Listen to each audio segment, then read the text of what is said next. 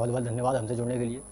आज हम हमारा टॉपिक है, हम भगवान शिव के भक्त हैं, तो हम कैसे उन्हें देखें और कैसे उन्हें समझें।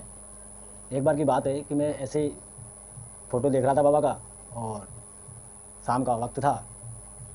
फ़ोटो देखते देखते ही मैंने ऊपर से बाबा को नीचे की ओर जब निहारा और देखा बड़ी गौर से, तो मैंने क्या देखा कि बाबा की जटाओं में गंगा है। गंगा के अंदर जल है, सभी जानते हैं गंगा में जल होता है, जटाओं से गंगा बनी हुई है। बहुत से लोग फ़ोटो को देखते हैं मगर उतनी गहराई से नहीं देखते, नहीं समझ पाते। तो मैं समझने का एक बहुत आसान तरीका आपको बताऊंगा। आप लोग उस तरीके से देखें किसी भी भगवान शिव के फ़ोटो को और समझें। तो दोस्तों, सबसे पहली बात है, सिर के पे बाबा के जटाओं में गंगा है। उससे नीचे आप थोड़ा बढ़ेंगे तो आप देखेंगे कि तीसरा नेत्र है। गंगा से जल निकलता है और नेत्र से आग। बाबा का जब जब तीसरी नेत्र को जब जब उन्होंने खुला, जब जब विनाश, कुछ ना कुछ विनाश किया या कुछ ना कुछ विनाश हुआ है। गंगा में जल है, जल और आग दोनों का बड़ा वहर है। माँ शिव के ऊपर विराजमान है, तो आप देख सकते हैं कि दोनों ही चीज़ें समान हैं, बराबर हैं, वहाँ कोई बड़ा छोटा नहीं है। आग और पानी संसारिक भौतिक जीवन में नहीं साथ रह सकते। आग हो जल रही हो खूब, कितनी भी आग जल रही हो, उस पर ज़्यादा से ज़्यादा पानी डाला जाए आग बुझ जाएगी, मगर वहाँ साथ है। उससे थोड़ा नीचे की ओर बढ़े, बाबा के गले में, कंठ में विष है।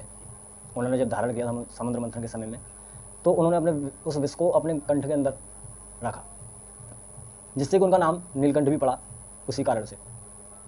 तो दोस्तों, आप चंद्रमा हैं, उसी में चंद्रमा में अमृत है। अमृत और विष दोनों साथ साथ हैं। आप समझ रहे होंगे मैं क्या कहना चाह रहा हूँ। जो संसारिक जीवन में साथ साथ नहीं है, वो शिव के साथ, शिव भक्त हैं तो वो उन चीज़ों को गहराई से समझ सकते हैं। अमृत और जहर दोनों ही साथ साथ हैं। उससे नीचे आएंगे गले में, गले में आप देखते हैं बाबा के में श्याम, सांप। फिर भगवान शिव के पुत्र हैं गणेश, उनका वाहन है चूहा। तो सांप और चूहे का वैर है। कहीं भी आपको सांप और चूहा वैर पास पास में नहीं दिखेंगे, और सांप को देखते ही चूहा भागेगा, मगर वहाँ दोनों साथ साथ हैं, क्योंकि वो परमपिता परमेश्वर हैं, उनसे बड़ी कोई ताकत नहीं। आप उससे नीचे की ओर बढ़ें तो वहाँ कार्तिकेय, उनके दूसरे पुत्र हैं। कार्तिकेय के पास जो उनका वाहक है, उनका जो वाहन है वो मोर है। मोर का और सांप का दोनों का 36 का आंकड़ा है। दोनों साथ साथ नहीं रह सकते, मरमा शिव के पास हैं तो साथ साथ है। जनरली आप लोगों ने, सबने, हमने भी देखा होगा कि जहाँ शिव भक्त होंगे वहाँ झगड़े नहीं होंगे, आसानी से कार्यक्रम निबट जाते हैं, अच्छे कार्यक्रम होते हैं। फिर बाबा का खुद का अपना वाहक है नंदेश्वर महादेव, जिन्हें नंदेश्वर के नाम से संबोधित किया जाता है, वो उनके वाहन के कारण ही किया जाता है। उनका वाहन है नंदी, बैल। तो दोस्तों, बैल और माता सती, या ये कह सकते हैं माँ शेरा वाली पार्वती। तो क्योंकि सती कहूँगा तो मैं, जो न्यू हैं लोग, नई जनरेशन है, वो लोग इन चीज़ों को ज़्यादा नहीं समझ सकते, बहुत से लोगों ने इतना पढ़ाई नहीं होता है। तो दोस्तों, माता के पास जो है, वो उनकी जो सवारी है वो शेर है। शेर का और शिव का जो वाहन है, दोनों का 36 का आंकड़ा है, मगर वहाँ साथ साथ है। कहने का मतलब आप लोग समझ रहे होंगे, यहाँ कोई उम्मीद नहीं हो सकती। हम संसारिक जीवन में अगर देखते हैं, यहाँ अगर हम संसारिक अपने समय में देख रहे हैं, या इस समय पे जो आप किसी भी चीज़ को इनमें से जोड़ के देख लो, कोई भी चीज़ साथ नहीं मिलेगी आपको। दोनों का वैर है, मगर शिव के पास है तो साथ साथ है। तो दोस्तों, शिव की प्रतिमा को जब भी देखें, बड़े ध्यान से देखें। जितना मैं समझ पाया, जितना मैंने देखा, आप कितना देखते हैं, कितना समझ पाते हैं, ये आपके ऊपर निर्भर करता है। मगर मैंने शिव के साथ ही इन वाहनों को, इन चीज़ों को देखा है, वरना और किसी देवता के साथ ऐसा नहीं देखा।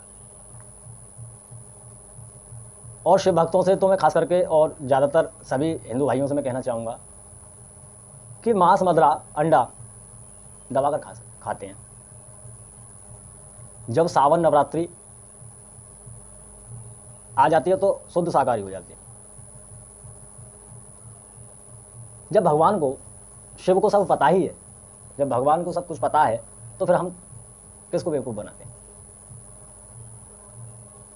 तो दोस्तों, किसी भी चीज़ को अगर आप छोड़ते हैं तो उसे बिल्कुल ही त्याग करें, शाकाहारी बने। और वैसे भी हमारे यहाँ, हमारे सनातन धर्म में कहा गया शाकाहार ही सब कुछ है। इसमें दूसरा पॉइंट ये भी है कि मदरा, तो मदरा भी हमारे यहाँ किताबों में आप पढ़ के देखिए, अगर आपको किसी को कोई डाउट हो तो मैं आपको, मेरे पास ऐसी किताबें हैं, पुस्तकें हैं कि मैं आपको दिखा सकता हूँ, उसमें मदिरा का भी बैन है, नहीं ले सकते। मैं लोग लेते नहीं मानते, क्योंकि आज तो ज़्यादातर 70-75% मैं कह सकता हूँ लोग मदिरा का सेवन करते हैं। शाकाहारी हो सकते हैं, मतलब मांस नहीं खाते होंगे, मगर शराब का इस्तेमाल करते होंगे। कोई कोई व्यक्ति तो दोनों चीज़ों का इस्तेमाल करता है। तो नकली